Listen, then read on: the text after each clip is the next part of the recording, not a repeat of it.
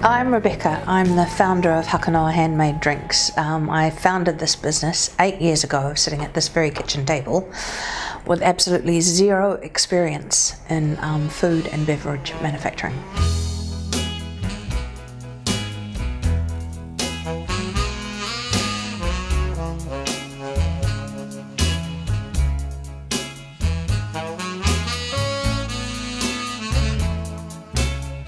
Why ginger beer, you ask? Well, ginger beer in particular, my Auntie Joan, or our old family friend Joan, used to make ginger beer for her kids for their birthday parties when I was little, when I was about 8 or 9 years old. And I was on the crew of kids. We used to scrub out the DB Brown bottles, we'd help her pour the brew into the bottles, we'd put a sultana in each bottle, then we'd put the lids on with the crown caps. We had a little wooden thing and you hammered it on, tried not to break the bottles.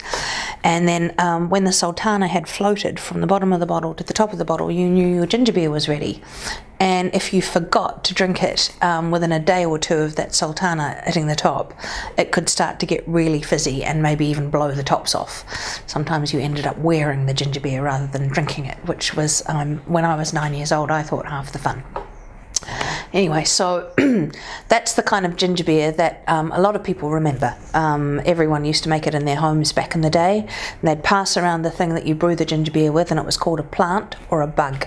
And so lots of people have these memories of ginger beer blowing up in the pantry or in the attic or in the garage from when they were children, or from when they were young, or from when they made it themselves. Ginger beer is pretty much all the same. Every ginger beer you can buy, apart from Hakanoa, is made with something called a brewed ginger extract, carbonated water, sugar, preservatives, flavourings. But ours, we brew it from fresh ginger, organic dried ginger, organic raw sugar, organic sultanas, a little bit of New Zealand lemon juice, and that's it. Just 5 ingredients, and our bug or plant, which is the thing that the culture that eats the sugar and gives off a little bit of CO2 and a little bit of alcohol, but more importantly for our ginger beer, different food acids that help hydrate you and make our ginger beer what we call super quenchy.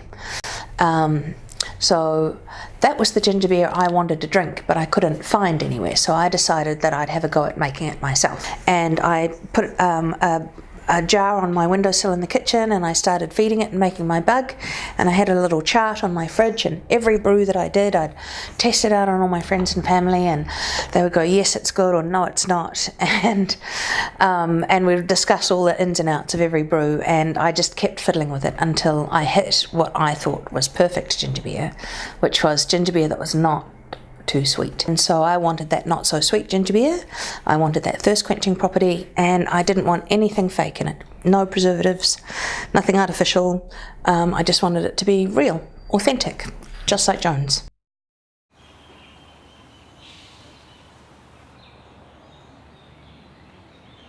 I decided to name the company Hakanoa after the street that I lived in at the time, Hakanoa Street in Grey Lynn.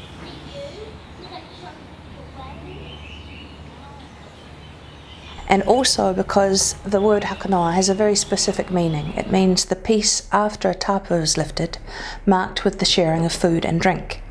Now, I did feel I was grieving for a lot of things, and starting a foodie business was definitely my way of bringing myself back to planet Earth, coming back to reality and going, right, what can I do? I want to start where I am and do what I can, but this time I'm going to do something I really love.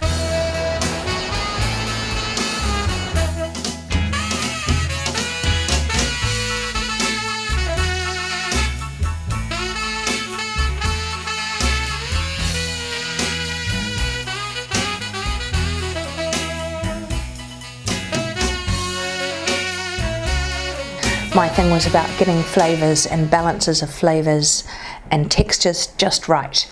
That's what I've always really loved doing. So getting the balance of flavours in the ginger beer just right was really the fun part of the job for me. And I would like to not only make something that is delicious, but I'd also like to make something that is beneficial to society, you know, made sustainably. It's not going to make you crook if you drink too much of it. It's not going to make anyone poor if you make too much of it.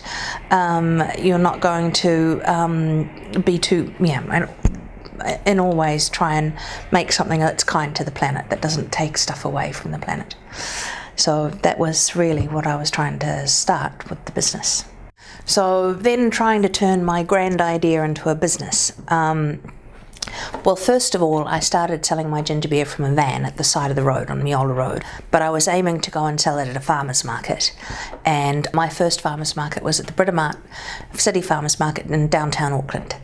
One thing I've learnt from the farmer's market experience, and I did a lot of farmer's markets, is how to talk to people. You really do need to engage people to get them to buy your product.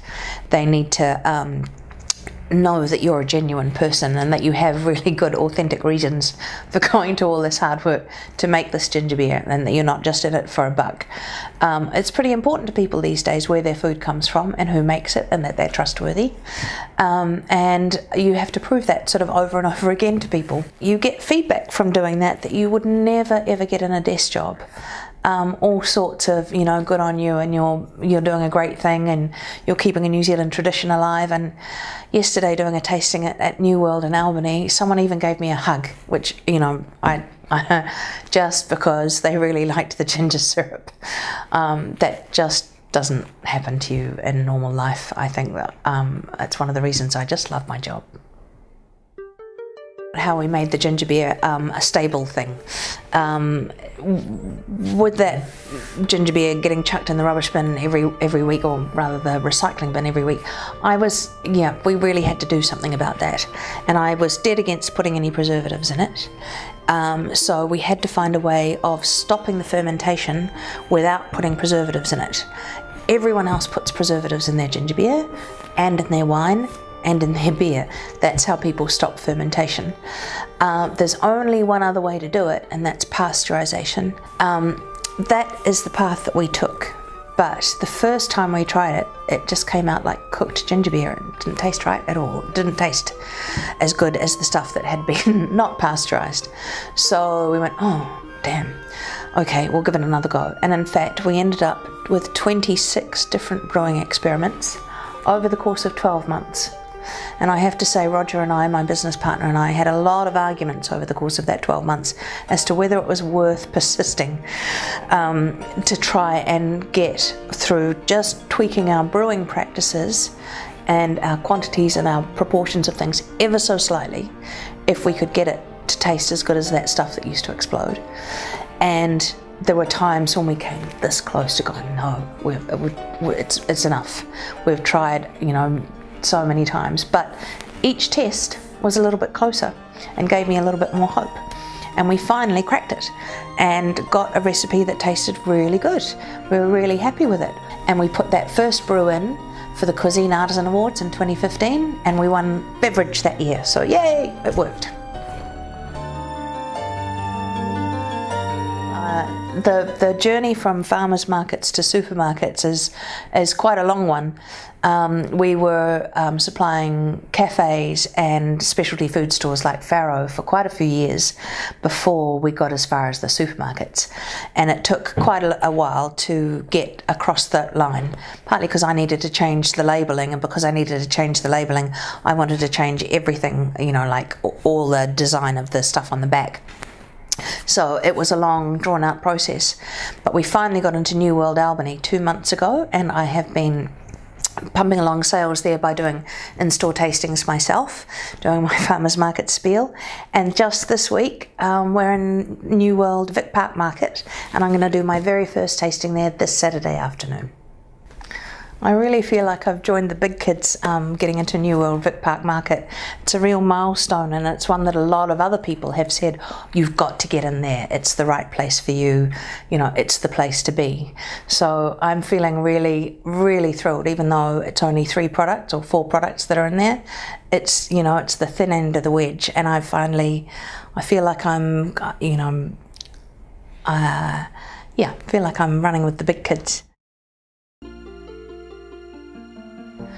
It's really difficult to get something like this off the ground because there are a lot of people making drinks out there and a lot of big companies with a lot of big money behind them advertising their drinks. You've just got to look at the likes of Coca-Cola and Bundaberg and Schweppes to see what we're up against here. So you have to come up with something kind of different, and what's different is you, the real story of you. And so you have to kind of get that out there. And once people start hearing that story, they start praising you for it. People are full of encouragement when they say, you know, like they really, it honestly gives you courage when someone says, good on you, well done. That stuff actually gets you out of bed in the morning. And the people that say, I really love your stuff and I'm so glad I found your ginger syrup and I drink it every night, those are the people that make you think, yep, okay, I will get out of bed at 6 a.m. on this freezing cold Sunday morning and go and set my stall up at the Greyland Farmers Market. That's the kind of stuff that gets you going. The struggles are, it's, you know, the more demand there is for your product, the more money you have to find to make it. And there's so many things you've got to keep an eye on. The moment you take your eye off one ball, it will drop, you know. So if you're not keeping an eye on cash flow, or your ginger supply suddenly runs out, or someone stops making the bottles that you're using, there are so many things that you have to overcome, but you just have to persevere. That's it. That is the big secret. Do not stop. I think one of the things that's really important to me is that making a good living is something that I think everyone has a right to be able to do. I don't want to make my good living at the expense of everybody else's good living, because that would just suck. You don't need a huge amount of money to be happy, but what you really need is a useful occupation to be happy. And a useful occupation means being well paid for what you do, and I think everyone along the supply chain should have that. From the person growing the ginger, the one growing the sugar, the one growing the sultanas, the person who's, you know, mincing the ginger for me, you know, the people that supply the electricity. Everyone along the line has a right to make a living. And everyone needs to make their living in a slightly different way. One of the things that was really important to me was that if I need part-time workers, I was very keen on, you know, there's not a lot of jobs for solo mums and solo parents who are only allowed to earn a certain amount a week. So we used to arrange our crews so that we had 4 different solo parents who could all work them, you know, their maximum amount every week. I thought that was really cool. Everyone thinks that I'm gonna sell this business for millions of dollars, and that's what I started out the business for. Actually, I didn't have that clear plan. I do want it to be profitable. So far, I've only managed to make a living from it. There's a very big difference, so more or less breaking even, but not making profit as such. Most companies, when they do make profit, that profit goes back into the company until it's a really big deal that they can sell for millions of dollars.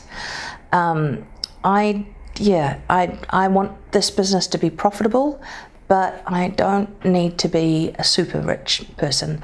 I think it's much more important that it's a good social enterprise, that everyone who works for it or, you know, contributes to it is making a living. That's more important than profit on its own.